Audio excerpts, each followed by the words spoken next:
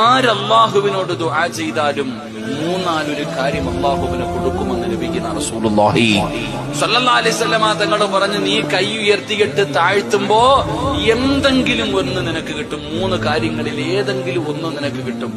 നബി സല്ലല്ലാഹു അലൈഹി വസല്ലമ തങ്ങൾ പറഞ്ഞു, ഒന്ന്, നീ ദുആ ചെയ്ത കാര്യം തന്നെ അല്ലാഹു തരും. ചിലപ്പോ നീ ചോദിക്കുന്നത് തന്നെ അല്ലാഹു തരാം. നീ എന്താണോ ചോദിച്ചത് അത് തന്നെ റബ്ബ് തരും. അല്ലെങ്കിൽ രണ്ട്, നബി സല്ലല്ലാഹു അലൈഹി വസല്ലമ തങ്ങൾ പറഞ്ഞു, ആ ദുആ നാളെ പരലോകത്തിലേക്ക് അല്ലാഹു മാറ്റിവെക്കും. നീ ചോദിക്കുന്ന അല്ലാഹു തരൂല, പരലോകത്തേക്ക് മാറ്റിവെക്കും. പരലോകത്തേക്ക് മാറ്റിവെക്കലാണ് ഏറ്റവും നല്ലത്.